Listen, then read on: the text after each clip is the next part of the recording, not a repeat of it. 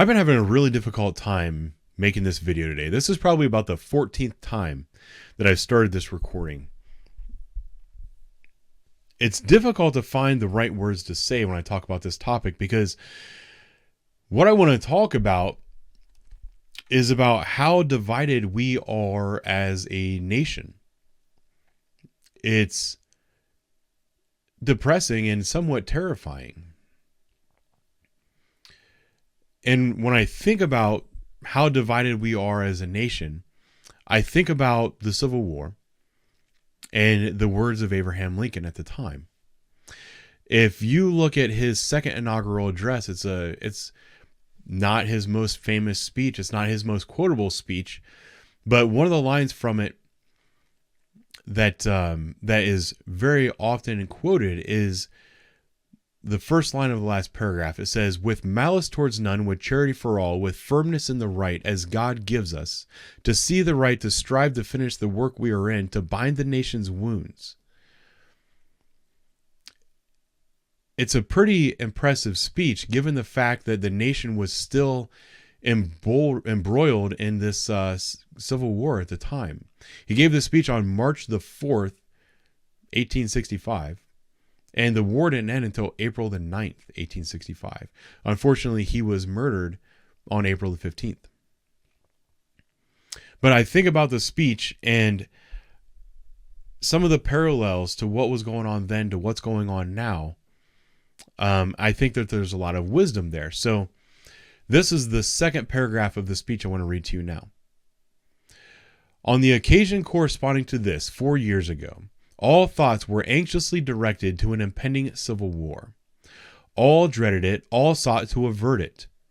While the inaugural address was being delivered from this place, devoted altogether to saving the Union, insurgent agents were in the city seeking to destroy it without war, seeking to dissolve the Union and divide effects by negotiation. Both parties deprecated war, but one of them would make war rather than let the nation survive, and the other would accept war rather than let it perish, and a war came."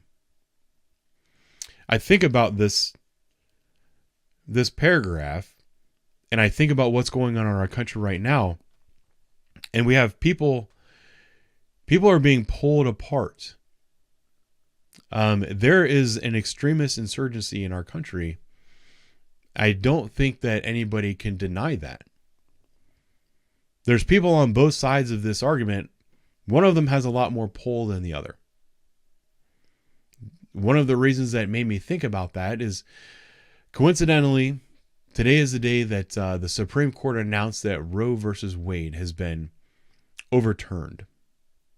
In preparation for this, police departments across the country have had to stand up tactical units and riot police. The National Guard is on alert. Days off are being canceled. I'm sure in some major metropolitan cities, there's already windows that are being boarded up, because it's anticipated that with this Supreme Court decision being handed down, there's going to be violence.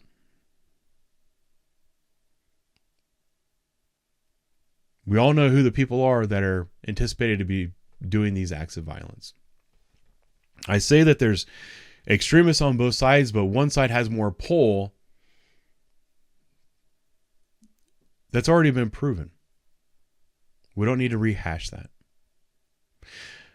The reason I want to make this video today and talk to everybody today is because in order for us to talk, we have to be able to meet in the middle.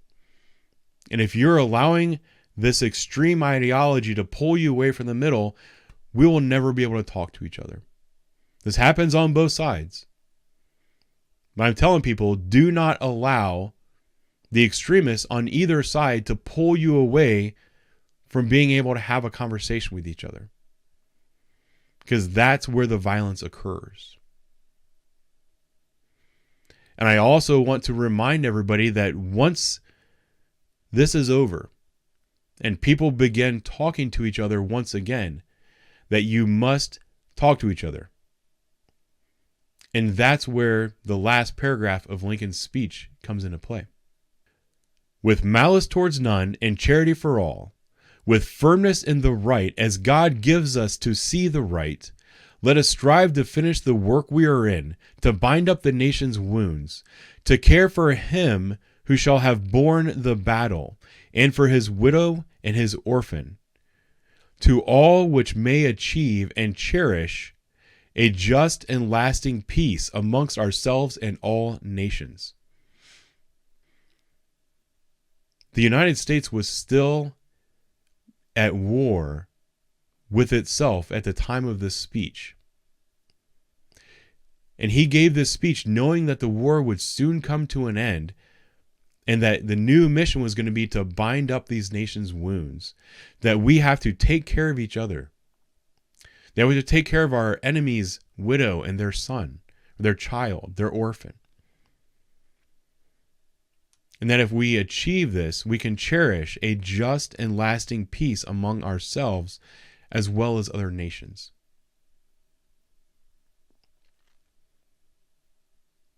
There are people trying to fight to keep America divided. Don't let those people control who you are. That's not what we do as Americans.